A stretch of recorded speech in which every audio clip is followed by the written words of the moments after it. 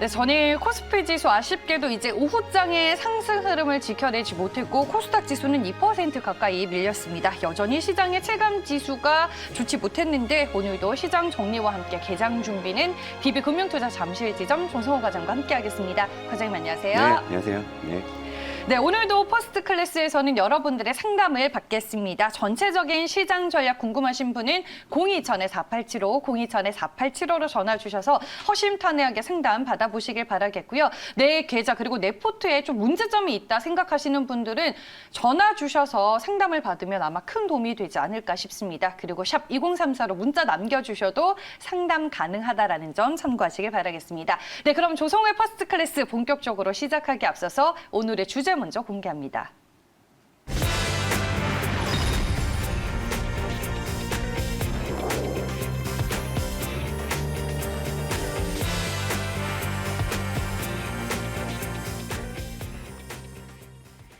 네, 차분한 의심이라고 오늘 주제를 정해 주셨는데 최근에 시장을 보면은 이 국채금리 상승과 경기 회복 그 중간에 좀 있는 것 같다라는 생각이 저는 들어서요. 그렇다고들 하니까 의심을 해야죠. 그러니까 저는 사실 항상 시장을 좀 의심하는 좀 그런 스타일이고, 그렇죠, 알죠. 네, 굉장히 저는 시장을 좀 이렇게 의심을 하는데 이제 그동안 이제 시장을 좀 휘감았던 그 인플레이션 우려를 또 이제 역으로 이제 경기 회복 시그널로 또 해석하는 시각들도 요즘에 좀 대두되고 있죠. 그러니까 약간 온건한 그런 이제 시각이 좀 대두되고 있는데. 근데 오늘 이제 제롬 파월 미 연준 의장도 네. 증언에 나서면서 이런 얘기 했잖아요. 아니 국채금리 상승은 뭐 건전한 경기 회복의 신호다. 너무 걱정하는 거 아니냐 또 이런 얘기를 해서. 제가 제롬 네. 파월이어도 아마 그 멘트 했을 것 같은데요. 그 멘트 하지 않으면 시장이 어떻게 됐을까요, 그죠? 네, 그러니까 뭐 현재 기조를 뭐 유지한다, 그죠? 이런 것들. 그러니까 네. 시장을 뭐 달랠 수밖에 없는 거. 그러니까 그러니까 중앙은행의 수장은 사실 자극적인 표현을 하면 안 되는 자리예요. 그러니까 사실 속으로는 다른 생각을 하고 있어도 겉으로는 그렇게 얘기할 수밖에 없는.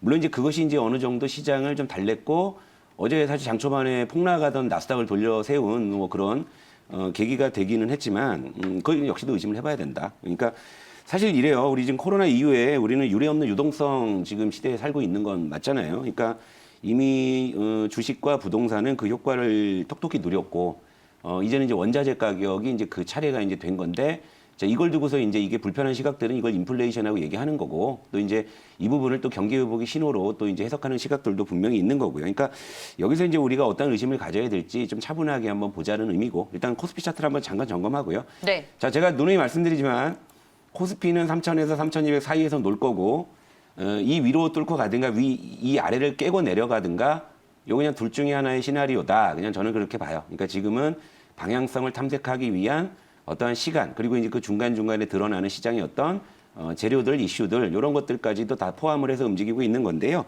일단 수급은 최근에 좀 많이 좀 불리해졌습니다. 그러니까 설 연휴 직후에 이틀 동안 외국인이 9,700억 사줬는데 그 이후에 4일 동안 2조 3천억을 매도했어요. 2조 3천억 매도했다라는 거 요거. 그러니까 외국인의 시각에서는 이제 인플레이션 우려나 이런 부분들, 특히나 이제 어제 제롬 파월의 그 코멘트 때문에 오늘 우리 시장의 이제 외국인 스탠스가 어떻게 바뀌는지 뭐 요 부분은 좀 주목할 좀 필요가 있고.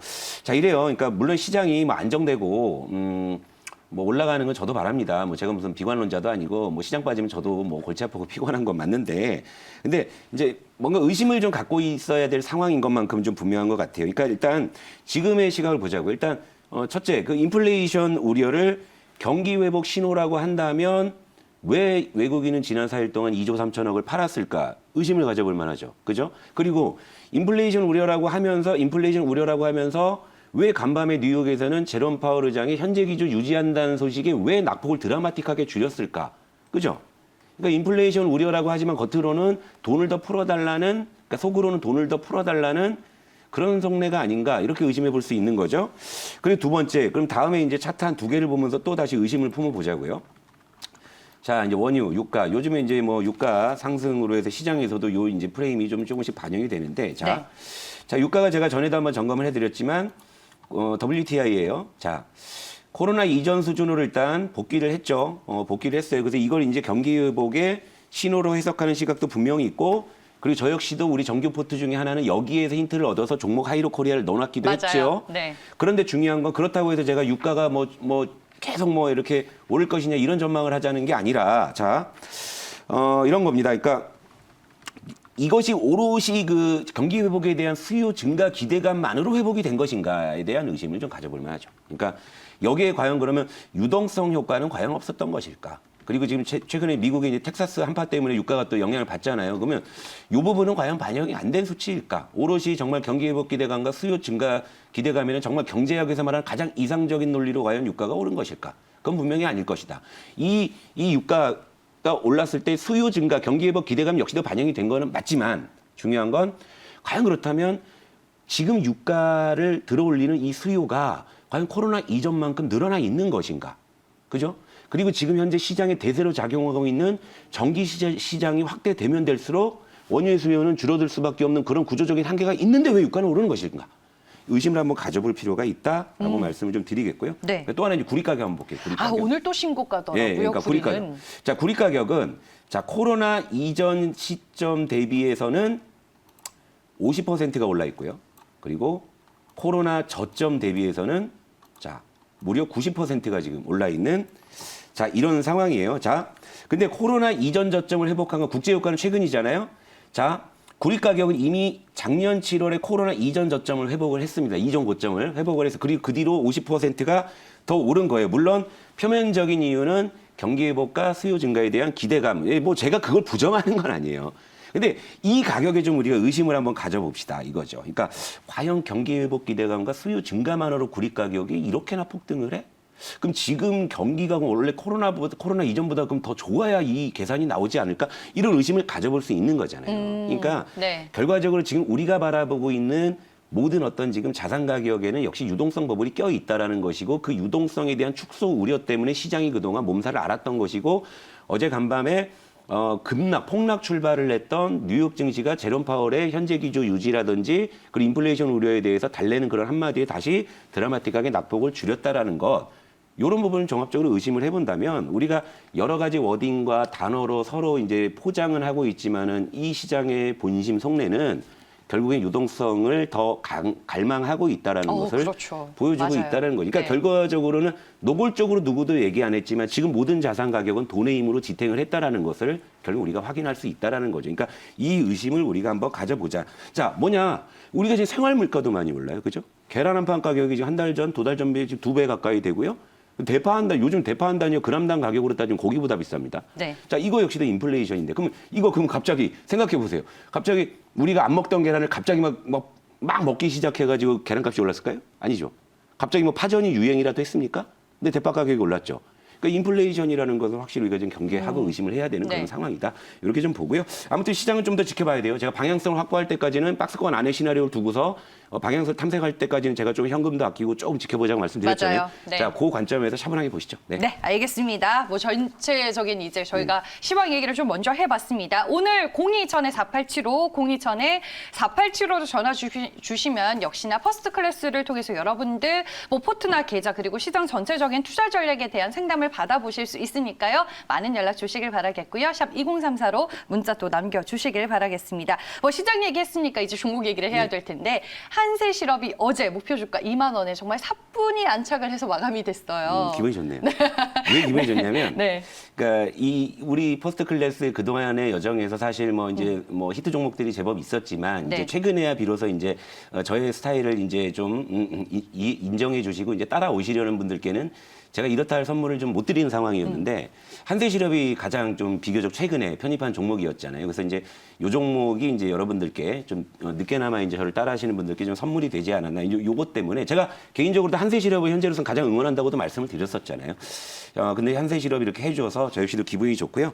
일단 우리 편입 종목 현황 한번 좀 보여주시면 네. 중간 점검 한번 하고 일단은 뭐 PI 첨단 소재, AP 시스템, 한세실업, 그 다음에 하이로 코리아 이렇게 이제 네 종목이 있죠. 근데 이제 PI 첨단 소재나 AP 시스템 사실 굉장히 좀 오래 여기 머물러 있는 거의 터줏대감 같은 종목이니까. 네. 그러니까 저 종목들은 최근에 보신 분들은 제가 저 가격에 또 사지도 말라고 하니까 그럼 뭐 사란 얘기냐 그래서 이제 최근에 이제 정규 종목 편입하는 거 그거부터 따라오셔라 이 말씀이었는데 한세실업이 여기 1월 22일에 이제 편입을 한 거죠. 그러니까 한 달 정도 된 건데 한 달간 요 이제 좀 수익률을 이렇게 끌어올려주면서 어제 종가 기준으로 28.6% 그리고 이제 최고가 기준으로 어제 최고가 찍었었죠. 32.3%의 수익을 기록을 해서 2차 목표가 2만 원을 일단 안착을 좀 했어요. 네. 그래가지고 요거를 그래서 이제 또 하나 좀 좋은 게 뭐냐면 우리 수익률 그 퍼스트 클래스 통산 수익률 탑 5에 어제 6위였다가 이제 한세실업이 드디어 이제 탑 5에 진입을 했습니다. 오, 탑5에 이름을 올렸네요. 요거는 한세실업이. 제가 이제 여러분께 약속을 드렸잖아요. 제가 사실은 저 탑5에 다 디스플레이 섹터 일색이기 때문에 제가 저기에 기어의 소비자 하나 끼워 넣고 싶다라고 분명히 말씀을 드렸었잖아요. 근데 한세실업이 드디어 탑5에 이제 진입을 하면서 디스플레이 섹터 일색이던 우리 이제 퍼스트 클래스 베스트 수익률에 이제 한세실업이 새롭게 이제 랭크가 됐고 또 여기서 이제 중요한 건 뭔지 아세요? 지금 탑5 중에요. 영호 디스핀 트레이딩으로 갖고 온 종목입니다. 그런데 네. 나머지 루멘스, PI 첨단 소재, APC, 한세실업은 우리 정규 포트 종목들 출신이죠. 루멘스는 졸업을 했죠. 자, PI 첨단 소재, APC, 한세실업 우리 수익률 탑5 중에 세 종목이요. 현재 우리 포트에 있다라는 거예요. 이게 굉장히 중요한 겁니다. 네. 그리고 우리의 퍼스트 클래스는 아직도 순항을 하고 있다. 이 말씀을 좀 드리고 싶었고요. 어쨌건 제가 여러분들께 이제 지난 어떤 퍼스트 클래스의 여정, 물론 이제 시작할 때는 뭐 저는 뭐야 뭐 이런 반응이었던 것도 알고 있습니다만 그 시간 동안 저는 여러분들께 저를 이제 퍼스트 클래스의 기장으로서의 좀 자격이 있다는 것을 좀 증명해 나가고 있는 것 같아서 네. 좀 기분이 좋고 특히나 이제 요즘처럼 시장이 좀 답답할 때 우리 포트 종목들이 힘을 발휘해주고 있다라는 점에서 뭐 더더욱더 저는 좀 뿌듯함을 좀 느끼고요. 네. 한세실업 AS 가시죠. 네, 알겠습니다. 목표 주가 오늘 또 상향 가는 건가요? 뭐 안 할 수가 없는 분위기 같은데요. 일단 네. 자, 한세실업 차트 일단은 제가 2차 목표가는 이제 이전 고점인 요거 이제 2만 원 부분을 이제 제시를 해드렸죠. 그래서 이제 그저께는 한번 이제 뚫었다가 밀리고 이제 어제 기어 이제 뚫어냈는데 자 이렇게 보신 다음에 이제 쭉 이제 길게 들여다보게 되면 여기가 이제 조금 이제 가벼워졌죠. 자 이제 중요한 어떤 매물 구간들을 지금 다 돌파한 상황이기 때문에 물론 이렇습니다. 이게 이 섬유 의복주가 우리가 시장에서 열광하고 있는 뭐 예를 들면 전기차 그죠? 뭐 이런 뭐 디스플레이 이런 거보다 객관적으로 봤을 때는 성장성은 떨어지는 건 사실이에요. 그건 맞아요. 그러니까 기대 수익을 그런 어떤 성장 산업에 비교해 봤을 때 크게 잡지는 못하는 섹터이기도 합니다만 원체 근데 섬유 의복주들이 그동안의 어떤 시장의 초강세장에서 상대적으로 소외가 돼 있었고 또 거품이 없는 그런 네. 단계이기 때문에 저는 여전히 좀 추가 상승 여력이 좀 있다고 보고요. 네. 그래서 일단 목표 주가를 한 단계 더 상향해서 3차 목표가로 진입을 할게요. 자, 22,500원으로 3차 목표가를 설정을 해드리도록 하고요. 네. 한세실업이 요즘 시장에서 가장 뜨거운 종목 중에 하나라는 거 그런 점을 좀 본다면 3차 목표가도 뭐 충분히 긍정적인 관점에서 좀 갈 수 있지 않을까 이렇게 해서 AS 해드리겠습니다. 네, 저도 그렇게 생각을 합니다. 저희가 목표치를 조금 더 올려보겠습니다. 아니, 오늘 이제 하이로코리아 좀 리뷰해달라고 많이들 말씀하셔서 요 종목까지 살짝. 네, 해드리는 네. 건 괜찮은데 그러니까 제가 여러 번 말씀드리지만 네. 우리 정규 포트 종목은요. 아침에 사면 오후에 오르고 오늘 사면 내일 오르는 그런 관점으로 접근하시면 안 돼요. 그러면 그런 분들은 이런 종목들을 소화하실 수가 없는 거예요. 그러니까 트레이딩 종목 같은 거 단기에 좀 어떻게 해보시려고 하지 마시고 자, 하이로코리아도 우리 편입가가 15,500원이었거든요. 어제 종가 15,400원이에요. 그러니까 움직이지 않았을 뿐인 거지 이 종목 가지고 답답해하실 이유도 없는 제가 거죠. 봤을 때는 관심 종목에 넣어두고 지금 이렇게 우리 그러면 퍼스트 클래스와 당연히- 함께 보시는 분들이 많은 것 같아요. 당연히 편입이 가능한 가격이다. 네. 그러니까 그래서 여쭤보시는 것 같아요. 편입은 충분히 가능한데 만약에 이 종목을 따라오셨는데 한 2, 3일 정도 안 움직였다는 이유로 좀 답답해하실 필요는 없고요. 자, 우리 퍼스트 클래스의 히트 종목 중에 하나는 PI 첨단 소재 잠깐 볼까요? 네. 얘도 우리가 작년 10월 7일에 편입했어요. 요때였다고요, 요때. 요때였는데 자, 차트 보시면 아시겠지만요. 이거 사놓고요. 2달 동안 꿈쩍도 안 한 놈이에요. 그죠? 그러니까 적어도 어느 정도 묵힐 시간도 좀 필요하다. 근데 현재 가격은 너무나 사기 좋다. 이런 정도로 하이로코리아도 좀 후에 코멘트 해드리도록 알겠습니다. 하겠습니다. 그리고 오늘 또 종목이 이제 더 가지고 오실 예정이 있는지 또 물어보시는 아예 정규 종목이 한 자리가 비어서 맞아요. 그 빈거를 딱 고민 아시고 정규 중인데. 종목 언제 편입하세요? 물어보셨어요. 그러니까 요즘 시황이 그러니까 저도 현금을 좀 아끼자는 차원에서 근데 보고 있는 것들은 있으니까 때가 네. 되면 가져오겠습니다. 네, 네, 기대해 알겠습니다. 주세요. 네, 궁금해하신 부분 또 충분한 답변이 되셨을지 모르겠습니다. 저희가 또 마무리해야 될 시간이 됐습니다. 조성우의 퍼스트 클래스를 끝으로 매일 아침 매일경제TV는 여기에서 인사드리겠습니다. 내일 오전 6시에 변함없이 찾아뵐게요. 고맙습니다.